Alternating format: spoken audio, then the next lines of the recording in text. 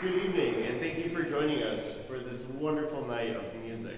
My name is Kelby Schnepel. I'm a doctoral student at the Mead-Witter School of Music here at UW-Madison. And I'm joined with some wonderful musicians to give you a little bit of insight and talk a little bit about the music you're going to hear tonight.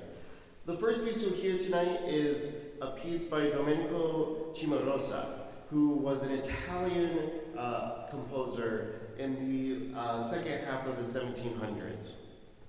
He was mostly known for his Italian opera, and you'll hear that in the piece. We have an oboe soloist with string accompaniment and harpsichord, and it is absolutely divine. Like all great music, right from the beginning, it's plucked from almost out of nowhere, fully formed as the oboe sings above the accompaniment. You can almost hear the Italian coming out of the instrument. The second movement, they laugh because it's right. Tell Lindsay that. Yeah. The second movement comes straight out of comedic opera. The oboe giggles and it plays with the orchestra and jumps up and down and all around. The third movement comes back to this beautiful monologue between the oboe soloist and the accompaniment, and of course the fourth movement, which just leaves this wonderful impression upon this entire piece. The soloist you'll hear is Dr. Lindsay Flowers. She plays with Wingra Quartet, or Wind Quintet. She plays also with Wisconsin Chamber Orchestra. I heard her play at the matinee for Nutcracker today. It was absolutely amazing.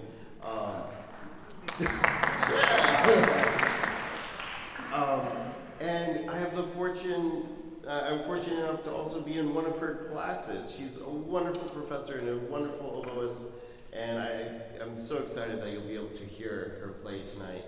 The second piece on tonight's concert is Dvorak's Romance in F minor for violin and orchestra. Talking about the interaction of the soloist and the accompaniment and the orchestra, it's incredible the way Dvorak writes for the orchestra and the soloist. One answers, one questions, they talk back and forth, and his use of harmony is just so incredible that leaves us with this feeling of nostalgia with everything he writes, and his ability to just let melodies unfurl and evolve and come one after another, over and over and over again. The soloist you'll hear for that piece is David Perry, violin professor here at UW, but also part of Pro Arte Quartet. Every time I get a chance to hear him play, I just think that's how a violin should sound all the time. I'm going to turn over the mic here to... Is Bach next? Yeah. Yes. Okay, and you're here. So I'm Trevor Stephenson, and they wanted me to say a few words about the Bach Concerto. And of course, one thing that Bach did that was very modern is he recycled a lot. And by that I mean he often took the same piece and recycled it in another format. So this concerto you'll hear for oboe and violin was originally a harpsichord concerto in C minor of the same key. Or it was originally a lost oboe and violin concerto. They don't know. But most likely it was played in a coffee house situation, which Bach loved to give concerts at in the 1730s, kind of mid-career for him. And so these concerts were long. There was lots of coffee and, of course, lots of alcohol as well. And these beautiful outdoor settings for much of the year. So just imagine hearing that music, played by maybe 10 to 15 players in a small setting, and what a joy it would be. But it's interesting that this particular version of this concerto, it features two of the instruments that Bach cherished so much. He played the violin quite well. They said he wasn't necessarily always beautiful, but it was always true the way he played. And of course he was a virtuoso keyboard player, but the oboe holds perhaps the primary position of emotion in Bach's work. If you look at his cantatas, it's always the oboe that gets the heartbreaking moments in the cantatas. And he lavishes such feeling on this. He had an older brother named Jakob, who was a virtuoso oboe player, and I wonder, and they hung out a lot together, and I wonder if that didn't kind of rub off on Sebastian. But anyway, so it's great to hear the violin and the oboe and these intertwining parts.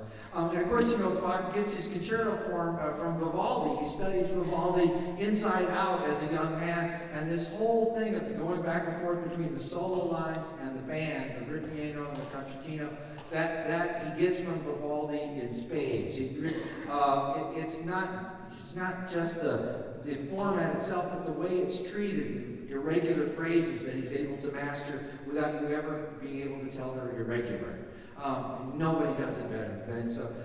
And then the last thing is that the slow movement, for my money, it's just heartbreaking. It's just, you can hardly get through it. It's so touching. It's the last walk you'll ever take, or the first one. And all of the above. So I mean, hats off to the master there. So I mean, that's just a few highlights for the Bach oboe and violin concerto. You're going to talk Sibelius? Yeah, so for those of you who I haven't met, my name is Ramaekers. I'm the principal conductor at Middleton Community Orchestra. After intermission, we'll feature Sibelius Symphony No. 5. Now, for those of you who know anything by Sibelius, you may know one of his tone poems, Total Finlandia. You may know one of his early symphonies, in particular the Second Symphony. That's probably his most played of the symphonic works. But this Fifth Symphony it's probably the most played among the less played pieces of his. Sibelius, to me, is a fascinating composer. He was Finnish, and he was alive kind of at the end of the 19th century, but he lived all the way up until the 50s. We think of, as us musicians, think of Sibelius as a very sort of romantic composer. He died in 1957, so he lived up until the mid-20th century.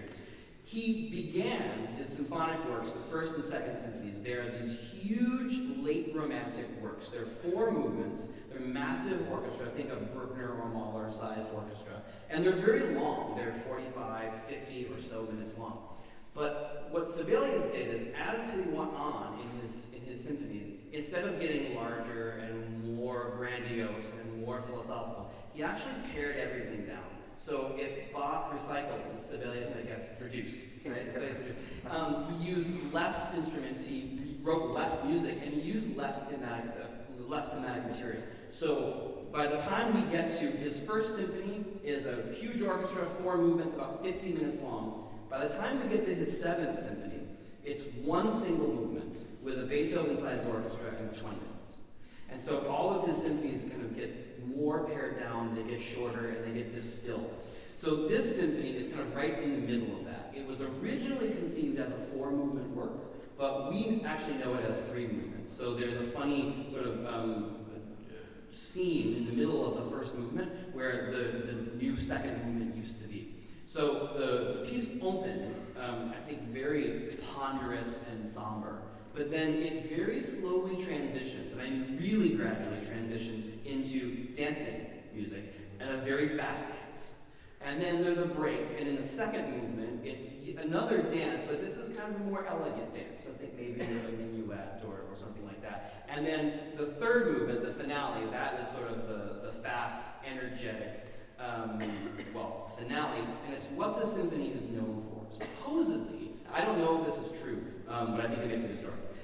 Supposedly, Sibelius was inspired, the theme for the finale was inspired when he was at his home in the countryside in Finland, and he saw a flock of swans flying over his house, and that supposedly inspired the theme in that last movement. There are 3 things I'd like you all to listen for in this symphony. The first is, throughout the entire work, there isn't a lot of melodic material, right? You don't hear a whole lot of themes that will sort of come back and will leave you humming. There are definitely tunes that will get stuck in your head, but there's not a lot of themes as if it was, say, a Beethoven symphony or a Mozart symphony. But you do hear this sort of gradual, sort of tectonic shift that lets you know, oh, okay, we've arrived at sort of an important arrival. The second thing is that he writes, I think he wrote this piece at the piano, and you can sort of tell when he was writing for left hand versus right hand, because he'll take a theme or a melodic line, and he'll separate them within the lower voices and the upper voices, or sometimes the strings and the winds and brass. So you get kind of this, instead of bom, bom, beam, bom, bom, you'll get ga-dum, ga-dum, ga-dum, ga-dum, ga-dum, ga-dum, ga-dum, right? I say that because it's not just that we're not playing together. Sibelius writes that delay. And then the last thing I'll tell you about this piece is the ending. While I think the ending is great, especially in a hall like this, it's very, very weird. I'll leave you with that. Thank you so much. We hope you enjoyed.